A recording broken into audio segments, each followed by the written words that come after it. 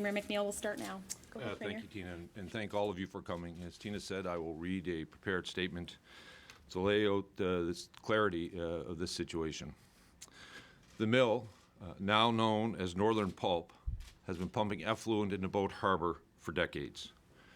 Many governments have told the mill and its various owners that polluting needed to stop and that the old treatment system needed to be replaced with a new and a modern facility. That has not happened.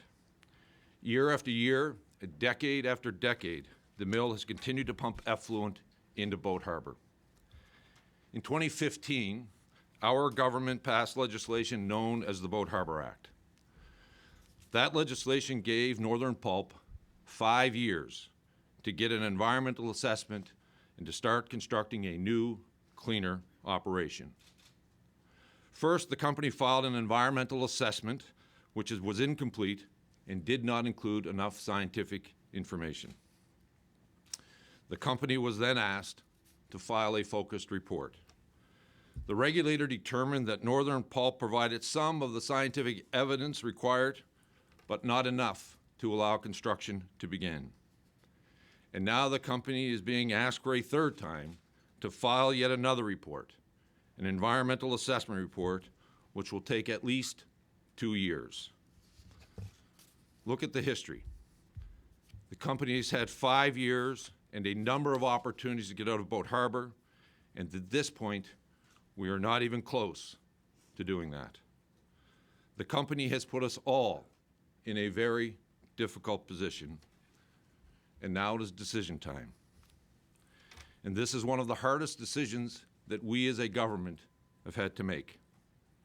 The commitment I made to clean up Boat Harbour was a serious one and not something our government did lightly. Many governments before us said they would clean it up, but did not. We will not repeat that pattern. The Boat Harbour Act will be enforced as of January 31st, 2020. Northern Pulp will be ordered to stop pumping effluent into Boat Harbour. And let me be clear, there will be no extension. Northern Pulp has had a number of chances to get this right, and yet here we are. The regulator has given the mill a path to achieve environmental assessment and build a new effluent treatment facility. We welcome the company to stay in Nova Scotia and encourage them to work with the Environment Department to make it happen. The company will have to decide if it wants to stay in Nova Scotia and operate a modern mill that follows our province's environmental regulations. It is now up to them. They've had 5 years to do the right thing, and I was hoping it wouldn't come to this. And I'm disappointed, to say the least. Now, I have to turn my attention to the workers in the mill, at the sawmills across Nova Scotia, and private woodlot owners, and all those who work in the forest sector in every corner of our province. I know this could not have come at a worse time for you, but the company has failed to respect the timelines given to them 5 years ago. To those workers and their families, please don't despair. Our government will help and support you in this transition.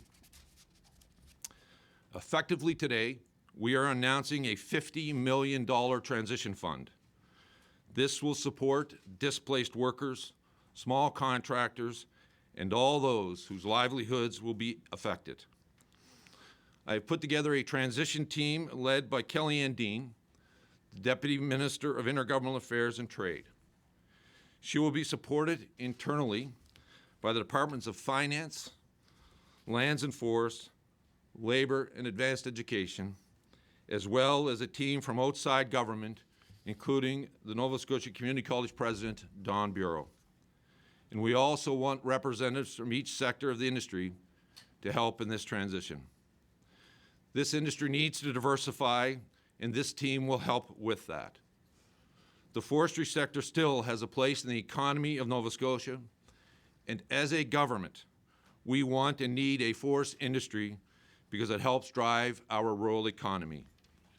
It will look different, It may have new customers and new markets, and this transition fund will help with that. It will also be used for retraining and education and emergency funding to help those with immediate needs. We will also be working with the federal government to support the workers affected. I know this is hard on a lot of people, and you are going to be feeling this. But I also want you to know you are not alone. We have not forgotten you, and I have made it clear that this transition is a top priority. Our government is committed to economic growth and environmental integrity. We will continue to do both, not an either-or. In 2015, I made a commitment to clean up Boat Harbour, and I'm honoring that commitment today. Now, I am making a commitment to the workers in the mill and the forest sector across this province that we will be here for you in this transition. And make no mistake, I will honor my commitment to you and to your families to help you transition through this difficult time for you.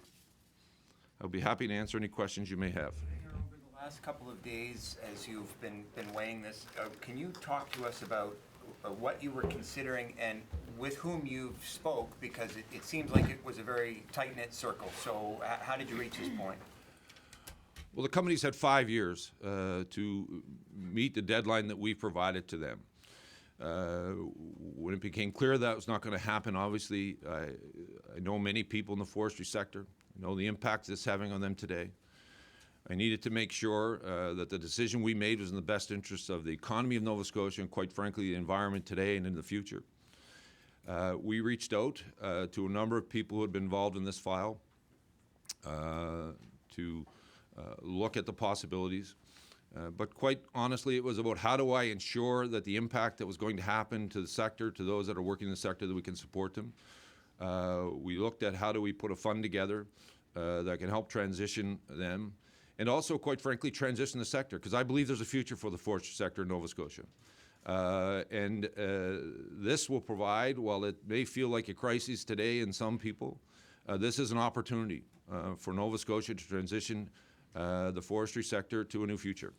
Can you talk a little bit about, or respond to the basic argument from the forestry sector, which was Boat Harbour as it stands now is working, that what's going into the Northumberland Strait from that system right now is not environmentally damaging, yet closing it down will have such dire economic consequences. Yes, it must close at some point, but it's still working. It's not an environmental hazard today. Why not give them a year or two and not gut the forest industry, as they say? Well, I don't believe we will be gutting the forest industry. I believe we'll be transitioning to a new future. The issue around Boat Harbour has been ongoing for 5 decades. There's no question we know when it comes to cleaning it up. We're doing assessments now, things that will have to come out of that, be treated. There are challenges. It's an environmental issue. We made a commitment 5 years ago, gave the company clear guidelines, clear timing. They have not met them. And there was no distance in the foreseeable future that we thought they would be achieving that. The extension of 2 years would not be achieving that. There's another process in front of them. So this is about now transitioning the sector to recognizing what are the other opportunities, what are the other options. It really comes down to, in many ways, the chips that are in sawmill yards across the province. Many of them have been using Northern Pulp as their sole provider for the sole provider of those chips. We now need to look for a diversified market for that product and other products that we have in this province. We could no longer, as a province, continue to think it was okay to allow Boat Harbour to operate. Do you think that Northern Pulp has been a good faith partner in trying to get to some kind of a solution here? They've continued to work with the regulator to try to find the appropriate permit to be able to build a new treatment facility. That was not achievable. We believe 5 years was long enough to have us at a different point than we are today. We are no closer to moving out of Boat Harbour than we were when we passed the Act in 2015. it is now time to look at a new future and a new transition for our sawmills across the province. What's your expectation in terms of being sued by this company for lost earnings because the lease has been cut 10 years early? What is your response to that threat, that possibility, rather? That's a potential possibility. What I have to look at is how do I ensure that we protect the integrity of the environment of this province and the economic future of it, and that we respond to the needs of our citizens in all facets, not just one sector, but across the province.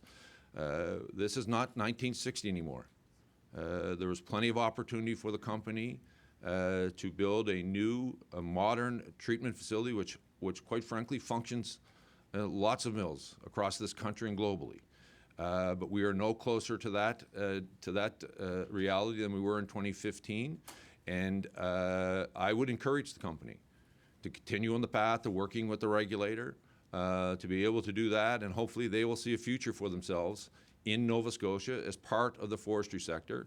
And it's my hope that those who are still in the sector today will work with us to look to diversify markets so that we can have, quite frankly, an industry that's not solely reliant on one customer for the chips and sawmills across this province, that we have an actually competitive environment when it comes to that product. Does the claim have any merit?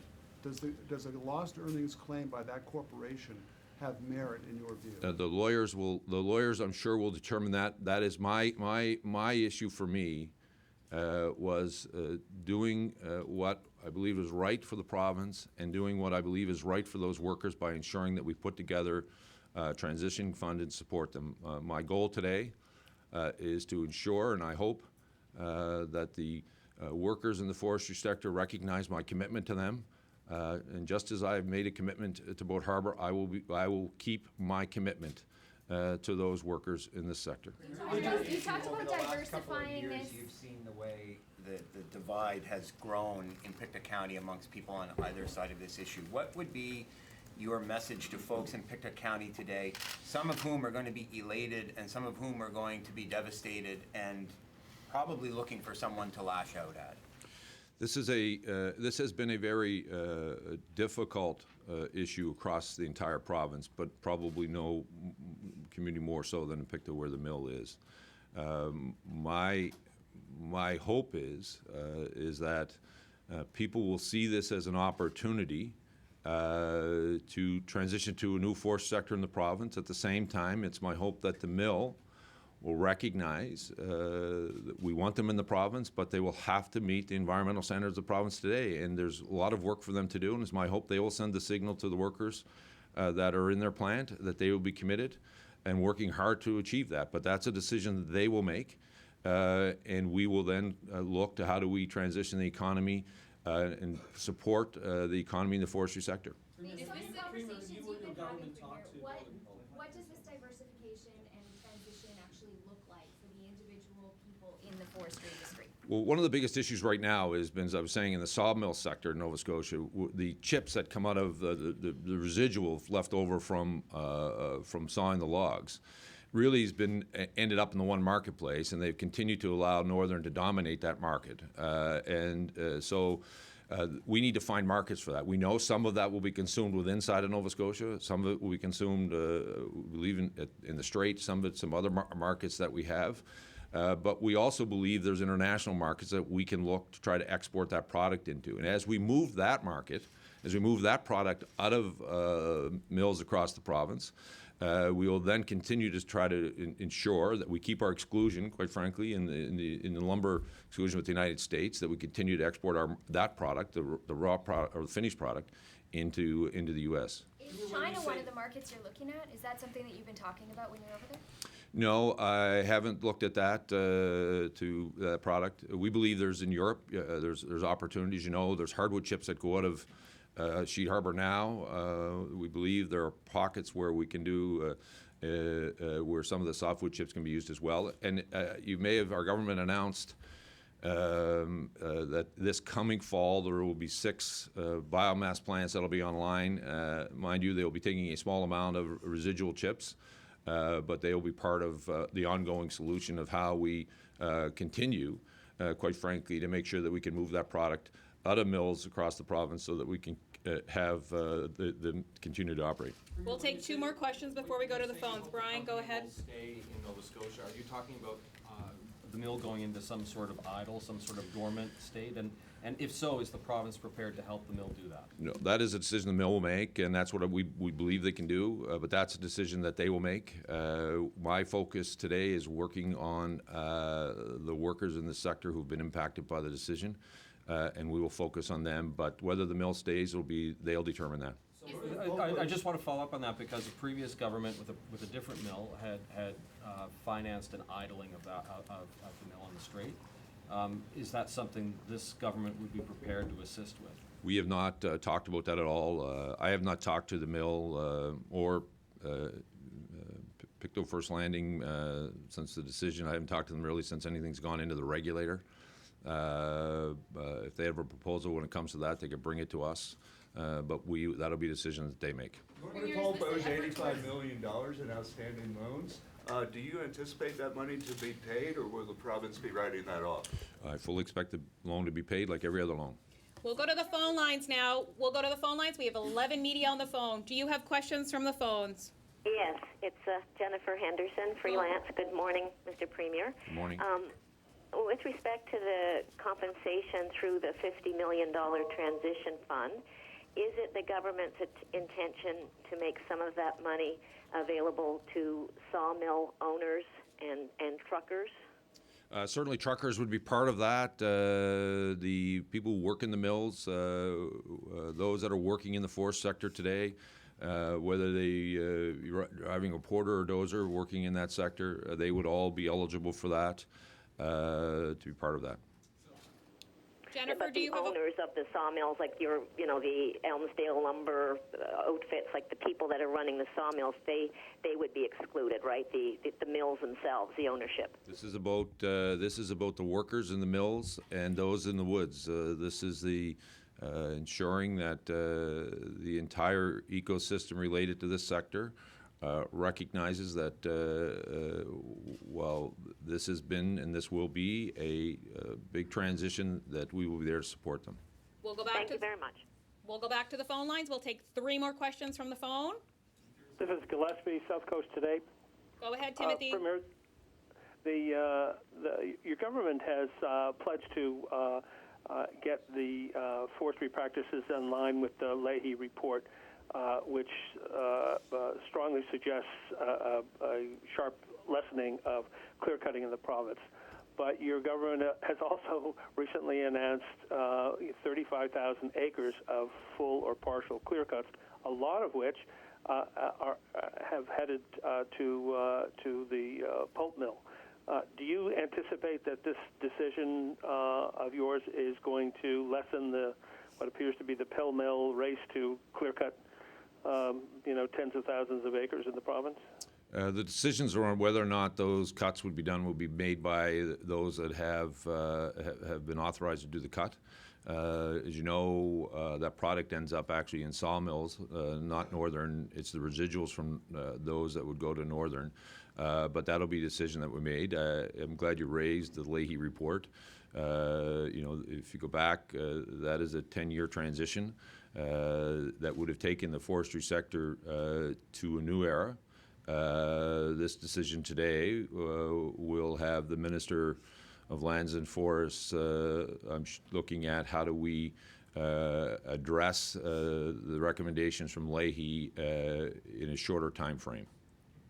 We'll go back to the phone. As a follow-up, Premier, my records show that Northern Pulp has the largest allotment, one of the largest, if not the largest allotment through West 4.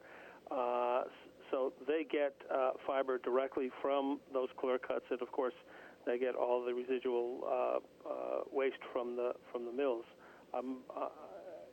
Are you sure that none of that goes directly to Northern Pulp? The pulp fiber on those particular cuts all those saw logs would have ended up, they go directly to to a sawmill.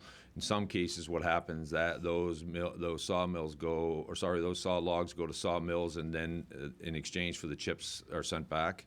So it's an integrated system for sure. We'll take 2 more questions from the phone before we come back to the room. Going back to the phone lines, do you have any questions for the Premier? Steve Goodwin, Advocate. Go ahead, Steve. Mr. Premier, hello. Hi there, Steve. I'm wondering what the timeline was in forming the transition team. Was that something that was on your mind as you were pondering this over the last 2 days, or is this something that was over a longer period of time before the announcement on Tuesday? No, we had looked internally over the last year, really, about what happens if something were to happen to this mill. It was certainly my sincere hope that we would have had an environmental assessment that could have been permanent for this mill, so that we'd have a clearer path around exactly how they're going to modernize the mill when it comes to the effluent and treating it environmentally. So there had been work ongoing. I didn't know the decision of the regulator until he made it, and then we began to put together the pieces our Deputy Minister of Intergovernmental Affairs will be an important part of this. She also handles the file of trade. We need to make sure we keep our exclusion with the U.S. At the same time looking at those export markets where she and her team have been leading us in other sectors. And then we'll bring in our partners outside of government to help us transition this industry. We'll go back to the phone lines and take 1 more questions from the phone. Anyone else have a question for Premier McNeil? Yes, Joan Baxter, freelance. Go ahead, Joan. Yes, I'm wondering if you have any firm commitment from the federal government on how much money they might actually come up with to help in the transition? No, we have not. I have not spoken to the federal government specifically towards that. Some of the things that we'll want them to do immediately, we know some people will be getting layoff notices. We hope the EI will be able to move along quickly, that these families will have support early on from the federal government, and then we'll be looking at what role they can play in helping us transition this sector in the coming months. We'll come back to the room for a few more questions. In terms of where things go from here with the company, I heard a reference to them possibly working with the Department of Environment to make this work. How much, if any, exploration did you do for finding a way to bridge what seems to be an impossible gap right now? Or are you confident that because you're holding to that deadline, they're going to close that thing? No, that'll be a decision they make. What the regulator gave them was a path last week. They will decide whether to accept that path or not. We are going to hold everyone to the environmental standards, and there's no shortcut here. As much as I would have loved to have seen and believe, quite frankly, this sector can coexist with our fishery. It's only going to do that if it can pass the environmental standards, and I encourage them to do the work with the regulator to make that happen. Is this a step towards reconciliation? Is this an effort towards reconciliation with our First Nations in Pictou? This is a step towards making sure that as we continue to build an economy in Nova Scotia, that we do so with protecting the environment for the future. This was clearly, we gave enough time. We believed those 5 years, we should be in a different position than we are today. We are no further ahead when it comes to cleaning to treatment center than we were 5 years ago. That squarely falls on the shoulders of the company. And the way out isn't for us to extend Boat Harbour. In my view, the way out isn't for us to say, let's continue to pollute. We're willing to work. We're willing to support them. And I want to be certain, make sure. I don't want you to leave this room feeling that this was purely about the environment. This was a combination of both. We can't continue to let that go. I need an economy. But I've struggled over the last number of days I know there are kitchen tables that have been impacted by this decision today. You and I are going to go home and celebrate the holidays. I want those workers to know that I am making a commitment to them, that they will not be forgotten as we transition to a much cleaner forestry sector. I believe the mill can be part of that, but it's going to have to do the work, and it's going to have to meet the environmental standards. I'm not going to shortcut that process. I don't believe Nova Scotians want me to do that, and I won't. Premier, if Minister Casey Wilson said had that given a there- different decision this week, would your decision today have been different? If Mr. Wilson had approved the application, even though that would have pushed off completion several years? It's a hypothetical question, and I'm only dealing with the realities that I have been given, and that's what our decision is today. Yesterday, Minister Casey said there was nothing in the 2019-20 budget for Northern Pulp. So this $50 million transition fund, do you expect this to push the province into deficit? No. What's the plan to remediate Boat Harbour? Well, as you know, there's a federal EA ongoing right now. That will last potentially 24 months before the actual cleanup starts. That assessment is ongoing, and from that, there will be guidelines and set up on how we continue to make sure we clean up Boat Harbour. Who's on the hook for that remediation? Is it the company that falls on them? Is it No, the province? Can you talk about the cost of that? Yeah, the federal government has contributed $100 million. We have set aside $100 million as of now to deal with the issue of cleaning up. That falls squarely with us. Will it be Thank you, cost Jill of Mattamy. Abercrombie Point if the mill closes? Does the Uh, province have responsibility for that? I'm not sure. Are you going to run for re-election? Yes. We have 5 minutes left. Can you talk about the finances then? You said it won't push the province into deficit. What's the plan? Well, I'm quite frankly proud of the work that our government has done over the last 6 years to provide this province into fiscal health. We've had a number of issues that have come up that we've had the flexibility to respond to, from whether it's frost in the agricultural sector or whether it's dealing with this issue in the forestry sector. We knew there was a potential that we would be at this spot. We need to obviously plan for that. Any prudent fiscal manager would do that. Minister Casey has continued to work with her colleagues in all of our departments to ensure that we have flex and that we have the ability to respond to the needs of people when things unexpected happen, and this would be one of those, and we will respond to the needs of those workers. Where the $50 million is coming from? Is it within a budget that's already in a department? It is coming from our fiscal plan, and we have it, and we will be delivering a balanced budget, and we will continue to deliver one. I'm just trying to square it, Premier, because she said pretty clearly yesterday that there wasn't anything set aside for this. So, help us understand where this comes from. Well, there's in all of our contingents, whether we earmarked it specifically for Northern or we specifically Northern for something that happens, there was nothing specifically set aside for the frost that hit the agricultural sector, but we had built capacity to be able to respond to that. The minister reported her update, which I think would have been the end of November, was the cutoff date for those. So now this came to us 17th of December. Do you expect, and is the government preparing in any way to assist the 300 plant workers there should their pensions fall short? What is the status of looking into that, if you have, and where are you? That is one of the issues that we will look at, the health of the pension fund for those workers, where they are. A number of those employees are long-time employees, so we would certainly look at it if they would be part of, quite honestly, of the transition, whether it is in that form or something else. If we can support them, we will. Premier, I'm just wondering, over the last couple of days, to what degree did the fact that previous governments have made a promise to that First Nation and then broken it, to what degree did that weigh on this decision and your thoughts that you didn't want to continue that pattern? We believed we provided this company with a path of 5 years to rectify what was acceptable in 1960, but not acceptable in 2020.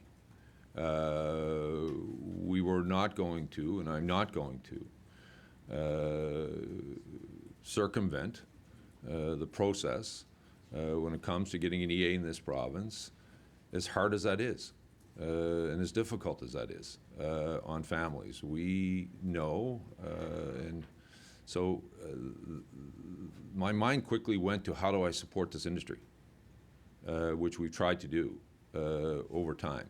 As I said to you, we've been thinking about this for thinking that day may come, with the hope, quite frankly, that the mill would have been able to get a permit.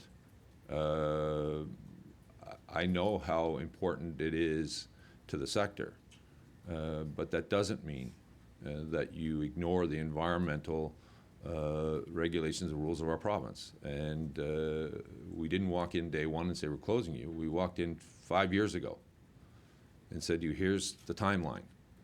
Get to work. And we're no closer to getting them out of Boat Harbour than we were then. That's not on us. That's the decision the company has made. What I want the workers to know in the sector is I know how important that mill has been, and the decisions made by the mill are the decisions made by the mill, and I will do whatever I can to assist them to transitioning into a different forestry sector in Nova Scotia. We'll take two more questions. You've called Boat Harbour an instance of environmental racism. How important is it to you to address that legacy and to put that behind Nova Scotia? Listen, you've probably seen over the last 6 years, there are issues that I've seen of institutional racism that we have dealt with, whether it has been for the Home for Colored Children or Boat Harbour. Let's be frank, in the 60s it was acceptable to put our dumps next to African Nova Scotian communities. Somehow our ancestors thought that was okay. It's not today, and nor is it okay to allow Boat Harbour to continue, and I believe it was put there because it was next to an Aboriginal community. We made that commitment, and we made it in a balanced way. We believe the 5 years was time to be much further ahead than we are right now, and we're not. I want it, and our government want it, to make sure that we continue to try to heal this province, both environmentally, at the same time with our relationships with our communities across Nova Scotia. Can you explain why it took you this long to make your announcement? I'm not sure what you mean. So, it took 3 days, so I'm just wondering if you can explain why. I'm not sure that 3 days is a long time when you're talking about the livelihoods of people in this province. I think it's actually unconscionable for anyone to suggest, whether it's me or anyone who has the privilege to be in this office, that you should just clearly walk out and at Glib make a decision and not have a solution for the people that are impacted. It would be a failing, quite frankly, of any leader to do that, and for anyone to suggest that shows how insensitive and short-sighted their view is. Thank you very much. Thank you.